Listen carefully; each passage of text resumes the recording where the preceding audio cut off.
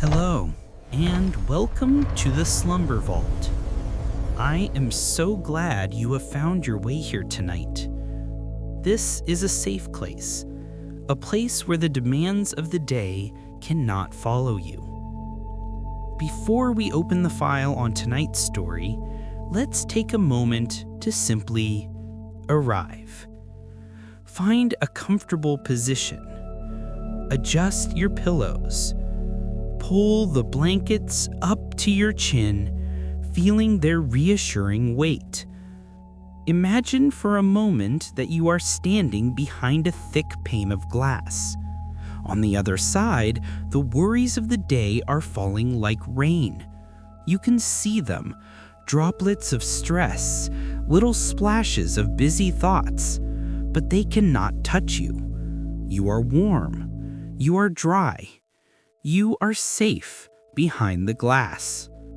Take a deep breath in through your nose, watching the rain fall, and exhale slowly through your mouth, letting the glass fog up with your warmth.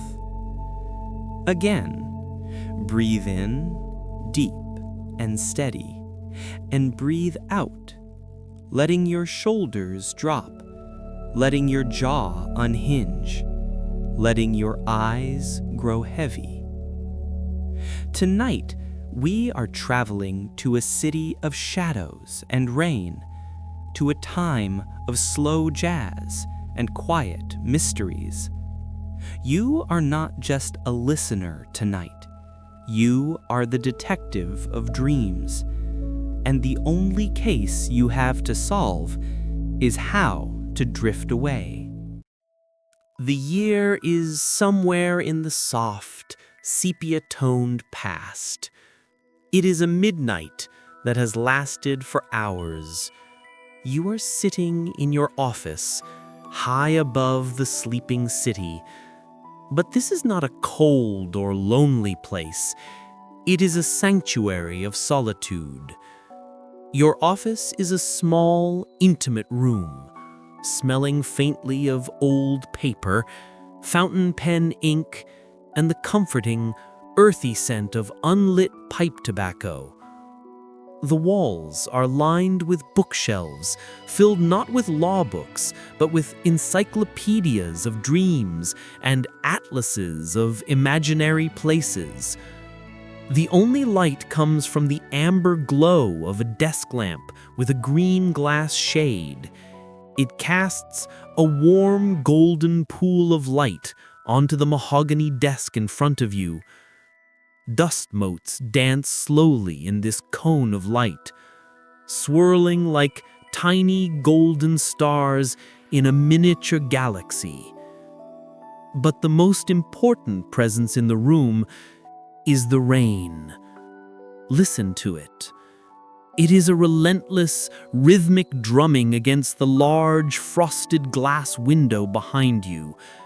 Tap, tap, thrum. Tap, tap, thrum. It is a heavy, washing rain, the kind of rain that scrubs the world clean.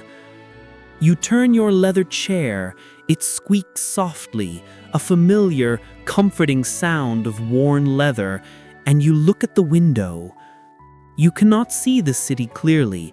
The frosted glass turns the streetlights below into soft, glowing orbs of fuzzy yellow and blurred red. They look like watercolor paints running on a wet canvas. You are safe in here. The storm is out there, miles below, miles away.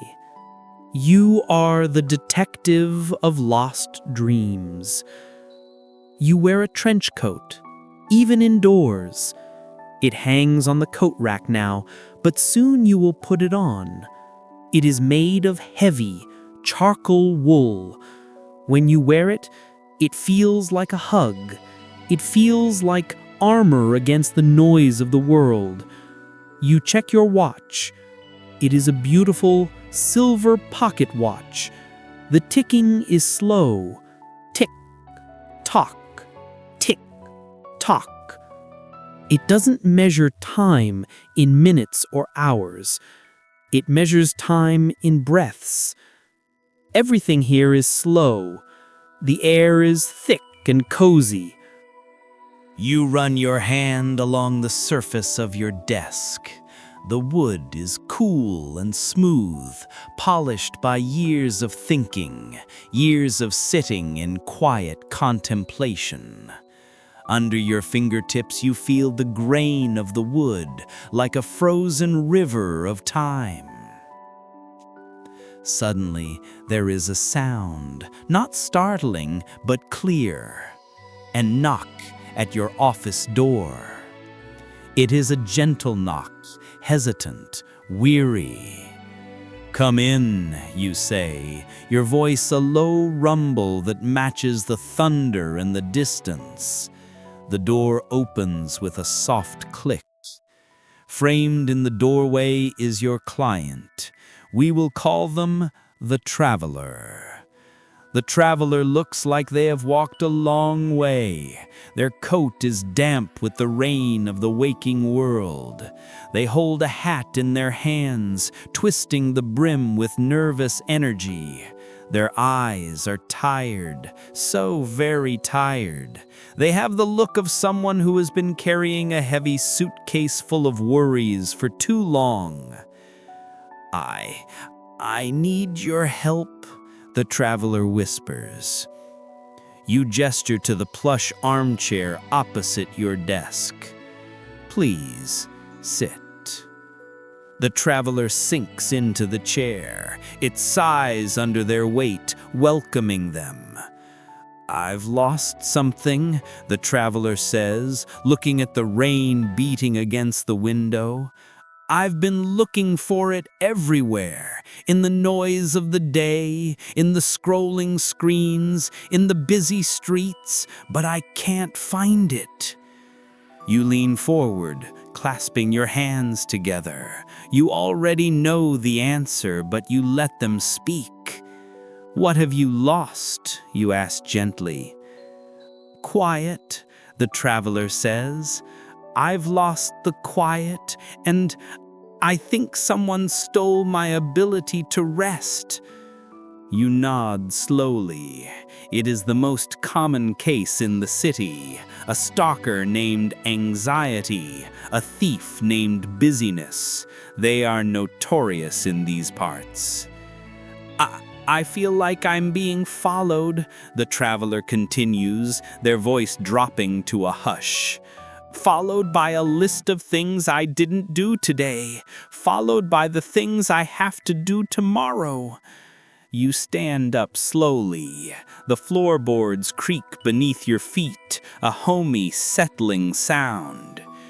"You have come to the right place," you say softly. "I know exactly where your rest is gone. It hasn't been stolen. It has just migrated, like a bird flying south for the winter. It has gone underground." You walk over to the coat rack. You reach out and take your heavy wool trench coats. As you slide your arms into the sleeves, feel the weight of it. Imagine that weight settling on your own shoulders right now. Heavy, warm, protecting. You button the coat. 1 button, 2 buttons, 3 buttons, fastening yourself in. Secure. You pick up your fedora. You place it on your head, tilting the brim down just enough to shield your eyes from the glare, narrowing your world to just what is in front of you. "The case is simple," you tell the traveler. "We need to go to the Speakeasy of Silence. It's the only place in the city that serves pure peace." The traveler looks at you, hope flickering in their tired eyes. "Is it far?" "Distance doesn't matter here," you reply, walking to the door and holding it open. "It is only a matter of walking through the rain without getting wet." The traveler stands up. They seem a little lighter already, just knowing that someone else, you, the detective, is in charge now. "Follow me," you whisper. You step out into the hallway. The air in the hall is cooler. You can hear the rain louder now. It echoes against the skylight above the stairs. We begin the descent.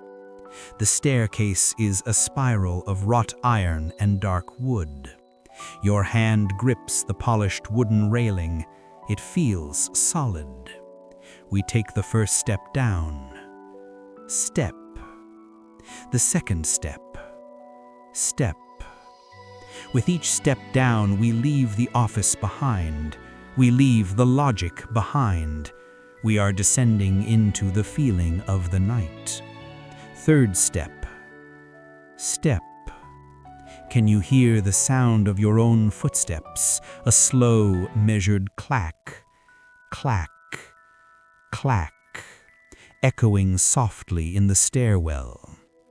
The light gets dimmer as we go down. The shadows get longer, softer, wrapping around the corners like velvet blankets. We reach the ground floor. The foyer is tiled in black and white marble. It gleams under the faint light of the street lamps coming through the main door. You pause at the heavy oak door that leads to the street. You reach for the umbrella stand. You select a large black umbrella with a curved wooden handle. It feels substantial in your grip. You look at the traveler. "Stay close," you say. "Stay under the shelter. The storm cannot touch us if we move with purpose." You place your hand on the brass doorknob. It is cold metal. You turn it. The latch clicks. You push the door open, and the sound of the city rushes in to meet you. Not a roar, but a wash, a symphony of falling water. The scent of wet pavement, of ozone, of clean, cold air fills your nose. It is crisp and refreshing. You open the umbrella with a soft whoosh and a snap. It creates a dome of dryness, a portable roof. You step out onto the sidewalk. The traveler steps out beside you. And the journey begins. We are outside now.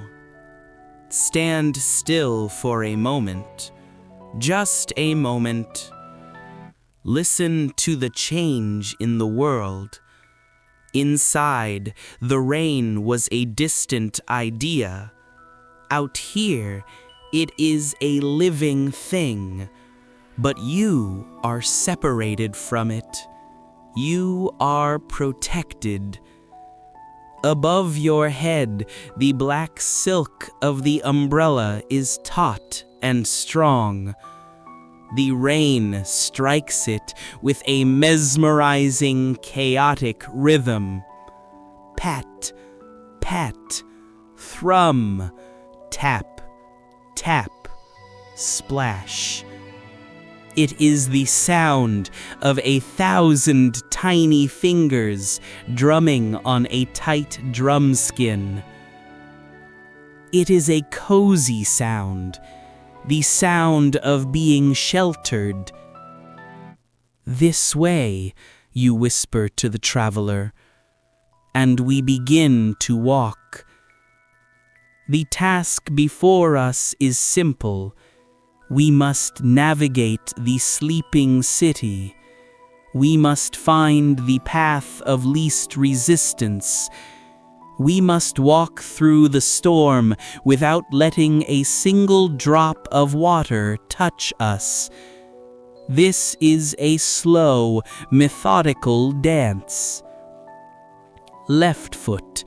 The heel of your shoe connects with the wet pavement, a solid, grounding click. Right foot, rolling from heel to toe. Left foot, right foot. We fall into a rhythm. You and the traveler walking shoulder to shoulder, a two-person island moving through a sea of gray and silver. Look down at the ground. The sidewalk is no longer just concrete. It has become a mirror. The streetlights above are reflected in the wet stone, long shimmering streaks of amber and white. As you walk over them, it feels as though you are walking on light itself. Ahead, a neon sign from a closed diner flickers lazily, a soft, electric blue. The reflection of the sign ripples in a puddle. It looks like blue ink swirling in water. You approach the puddle. It is large, calm, and dark. Slowly, carefully, you guide the traveler around it. You watch the edge of the water. You watch the way the ripples touch the dry rim of the pavement. You do not rush. There is no need to rush. To rush would be to splash, and we are here for peace. We skirt the edge of the water, a smooth, curving path. We continue. Step, click, step, click. The air here is rich. Can you smell it? It smells of wet brick. It smells of the deep, cool earth rising up through the cracks in the city. It smells of rain on hot metal, a sharp, clean scent that clears the mind. Take a deep breath of that cool, damp air. Feel it chill the back of your throat, and exhale, watching your breath form a tiny white ghost of mist that swirls and vanishes into the night. We turn a corner. The wind shifts. It blows gently against the side of your trench coat. You feel the heavy wool press against your side, a reassuring weight. You reach up with your gloved hand and pull the collar tighter around your neck.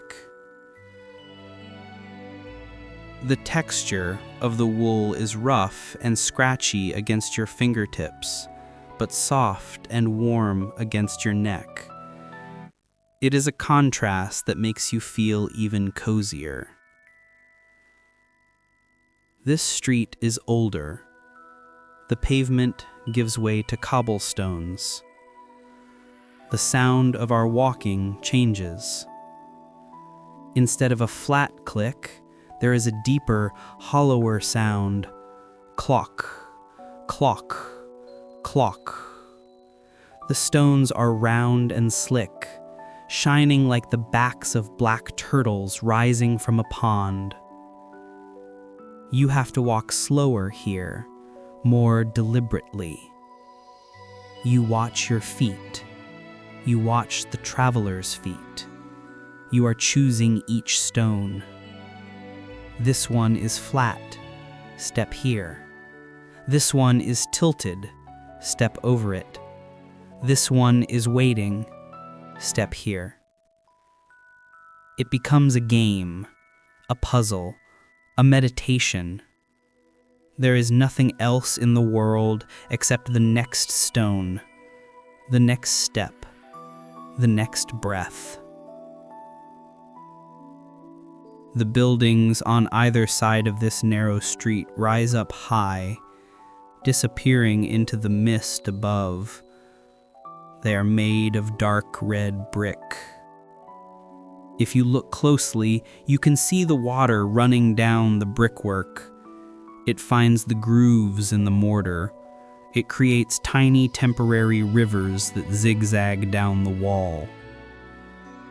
Zag left, zag right, drop. Zag left, Zag right, drop. You watch one single drop make its journey all the way to the ground. It is mesmerizing. It is in no hurry. It simply follows the path that is there. Just like us. We are walking deeper into the maze of the city now. The sounds of the main avenues, the distant hunk of a car, the rumble of a train, have faded away completely. Here, there is only the rain. The sound of the rain changes as the street narrows. It echoes differently off the close walls. It sounds softer, more hushed, like the city is whispering to you. Shh, shh, shh. Your arm, holding the umbrella, remains steady. You do not feel the strain. You feel a strength. You are the bearer of the shield. You notice the handle of the umbrella in your hand. It is polished wood, curved and smooth. It is cool to the touch. You squeeze it gently, solid, real. We approach a section of the street where the trees line the curb. They are old oaks, their branches bare and black against the night sky. They reach out over the street, forming a tunnel, an archway. As we walk under the branches, the rain changes again. The leaves are gone, but the branches catch the water. Large, heavy drops collect on the tips of the twigs. They hang there for a moment, swelling, shimmering like liquid diamonds in the faint light. And then, plop, they fall. Plop, plop. You steer the umbrella to catch them. You invite them. Thump. One hits the fabric, a heavier sound than the rain, a satisfying thud. Thump. Another one. It feels like the trees are acknowledging you, giving you little gifts of water. We are getting closer now. You can feel it. The tension in the traveler's shoulders has gone down. Their gait matches yours perfectly now. You are moving as one shadow. We turn one final corner into a small dead-end alley. But it is not a dark or scary alley. It is warm. At the very end of the alley there is a single light, a lantern hanging from a hook beside a heavy wooden door. The light is soft and buttery. It pushes back the gray mist. It creates a circle of invitation. We walk towards the light. The rain seems to respect this place. It falls straighter here, gentler. We are approaching the destination, but do not rush the final steps. Savor them. 10 steps away. Feel the anticipation of rest. 9 steps. The smell of the rain is fading, replaced by a faint scent of roasting coffee and old wood drifting from the door. 8 steps. 7 steps. 6 steps. 5. 4. 3. 2. 1. We stop. We are standing directly under the lantern. The light bathes you in warmth. You can see the tiny scratches on the heavy wooden door. You can see the brass hinges darkened with age. There is no sign. There is no number. But you know this place. You lower the umbrella slowly. The rain here is blocked by the awning above the door. You shake the umbrella out, one swift, decisive motion. A spray of water droplets flies off, catching the light like sparks. You fold the umbrella. You wrap the strap around it. You snap the button shut. The journey through the rain is complete. The task is done. You have navigated the storm. You have kept the traveler dry. Now all that remains is to go inside, to leave the world of water and enter the world of warmth. You look at the traveler. They nod. They are ready. You reach out your hand toward the heavy brass handle of the door. You place your hand on the heavy brass handle of the door. It is cool metal, solid and substantial under your palm. You press down on the thumb latch. Click. A satisfying mechanical sound. You push. The door is heavy. It is made of solid oak, thick enough to keep out the world, thick enough to keep out the centuries. It swings inward on well-oiled hinges, moving silently, effortlessly. And as the door opens, the sound of the rain stops. It doesn't just fade, it is cut off, replaced instantly by a thick velvet silence. You step across the threshold. The traveler steps in behind you. The door closes on its own, swinging shut with a soft, muted thud. The latch clicks into place, locking the storm outside. You are inside the Speakeasy of Silence. Take a moment to adjust. The air here is different. It is not the thin, cold air of the street. It is warm. It is rich. It is heavy with comfort. Breathe it in. It smells of polished mahogany wood. It smells of beeswax candles burning slowly. It smells of old leather-bound books and a hint of sweet, warm vanilla. It is the scent of a memory you didn't know you had. You look around. The room is dimly lit, bathed in a golden amber glow. The light comes from sconces on the walls where low-wattage bulbs are encased in mica shades, casting a soft, diffuse light that leaves no harsh shadows. The walls are lined with floor-to-ceiling curtains, heavy, dark red velvet. The fabric is thick, gathered in soft folds. These curtains dampen every sound. There are no echoes here. Your footsteps are absorbed. Your breathing is absorbed. The floor is covered in a plush Persian rug, deep reds, midnight blues, and threads of gold that catch the dim light. It feels soft beneath your shoes. You walk forward, slowly. To your left, there is a long bar made of dark, gleaming wood, but there are no clinking glasses. There is no loud conversation. There is only the bartender. He stands at the far end, polishing a glass with a white cloth.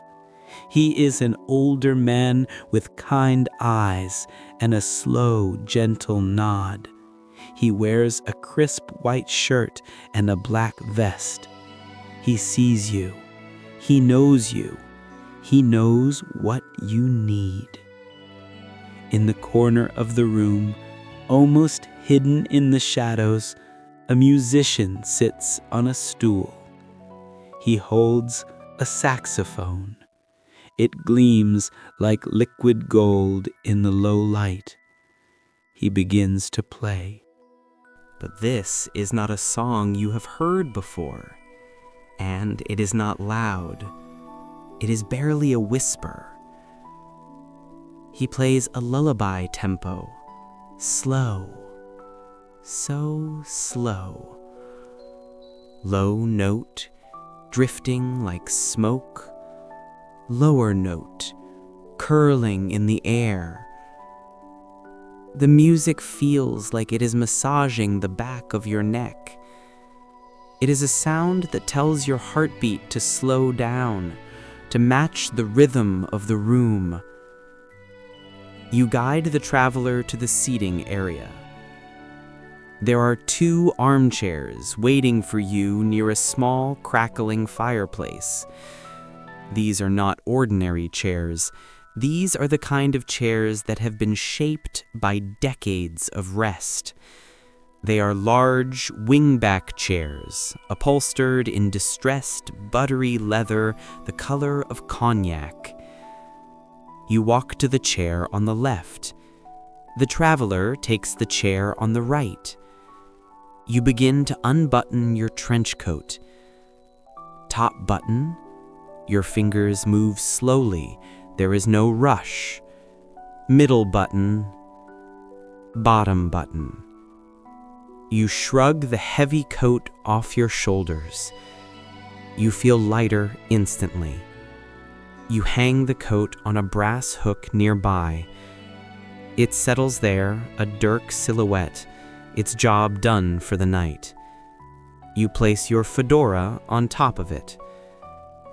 You turn back to the chair. You sit. Oh, the feeling of that chair. You sink into it, down, down, down. The leather is cool at first, but instantly warms to your touch. The cushion is soft yet supportive. It surrounds you. It holds you. It rises up to meet your tired back, your weary shoulders. You let your arms rest on the wide, padded armrests. Your hands curl naturally, relaxed and open. You stretch your legs out toward the fire. The fireplace is small, but perfect. The flames are not roaring. They are dancing lazily. Orange and blue flames licking at a log of birch wood. Crackle, pop, hiss. The sound is hypnotic. You look over at the traveler. They have sunk deep into their chair. Their eyes are half closed. The lines of worry on their forehead have smoothed out completely. The tension in their jaw is gone. They look peaceful. The bartender arrives at your table. He moves silently, like a shadow. He does not ask for your order. He places 2 ceramic mugs on the small, round table between you. The mugs are heavy, handmade pottery, warm to the touch. Steam rises from them in lazy white ribbons, curling up to join the smoke of the jazz music. It is not coffee. It is not alcohol. It is a warm herbal draft, a special blend only served here. You reach out and wrap your hands around the mug. Feel the heat seeping into your palms. It travels up your wrists, into your forearms, warming your blood, warming your bones. You lift the mug to your lips. The steam smells of chamomile, of lavender, of warm milk and honey. You take a sip. The warmth spreads through your chest, a golden, glowing sensation. It feels like liquid relaxation. It moves down to your stomach, settling there like a glowing ember. It moves out to your fingertips and your toes. With every sip, you feel heavier. Heavier in a good way. The kind of heavy that makes you feel anchored, grounded. You look at the traveler again. Their eyes are closed now. Their breathing is deep and rhythmic. You lean your head back against the tall leather headrest of your chair. You look up at the ceiling. It is painted a dark midnight blue. You listen to the saxophone. Do-da. The notes are so long, so sustained.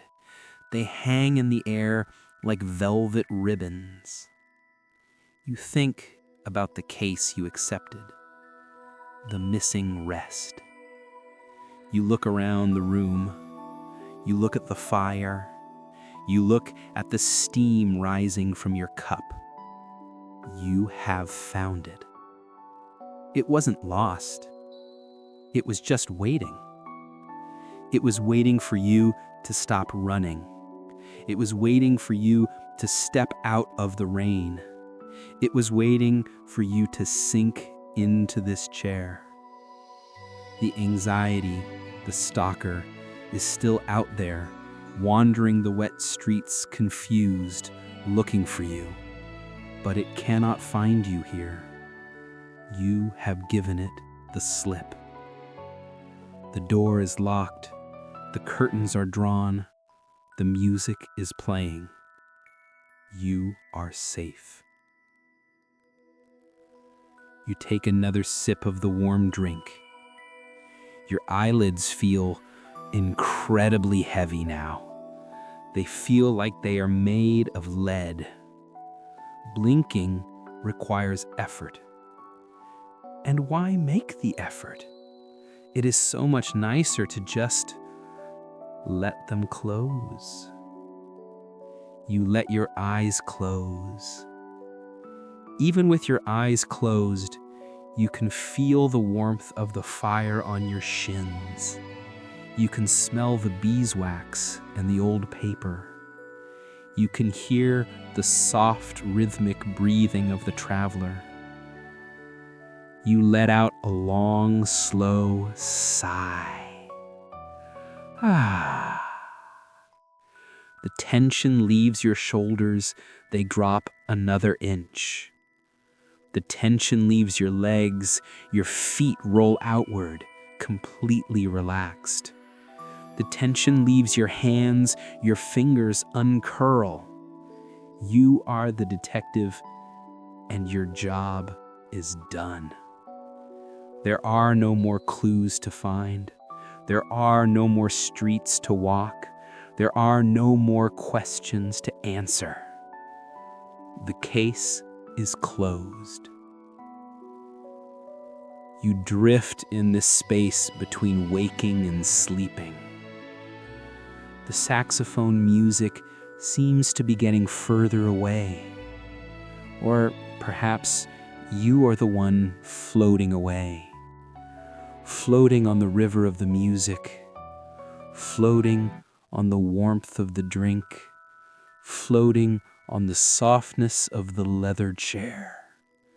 You are safe in the speakeasy of silence. And the silence wraps around you like a soft wool blanket. The case is closed. The file is put away. You are sinking deeper into the chair.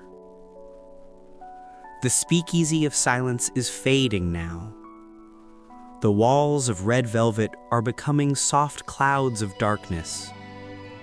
The smell of mahogany and vanilla is becoming the scent of your own clean sheets your own pillow. The jazz musician plays one final note. It is a low, humming vibration. It matches the rhythm of your breathing. In and out.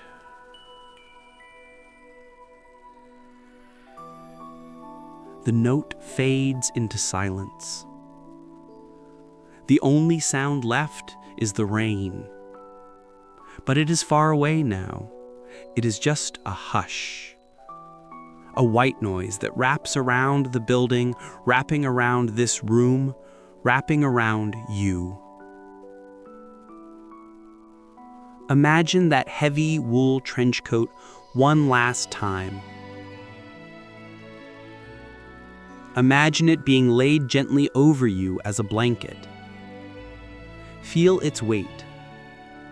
It presses down on your shoulders. It presses down on your arms. It presses down on your legs. It anchors you to this moment of rest. It tells your body that it is safe to let go completely. The amber light of the lamp is dimming. Pause. Dimming. Dimming. Gone. Pause. Now, there is only the velvety comfort of the dark. Pause. You are no longer the detective. You are no longer the traveler. You are simply resting. Pause. Your mind is as clear as the rain-washed street. Your body is as still as the stone. Your spirit is as warm as the hearth. Drifting. Floating. There are no more mysteries to solve tonight. The only truth here is sleep. Let yourself fall into it, like a raindrop falling into a deep, dark ocean. Down, down, down. Sleep is washing over you, warm, heavy, quiet.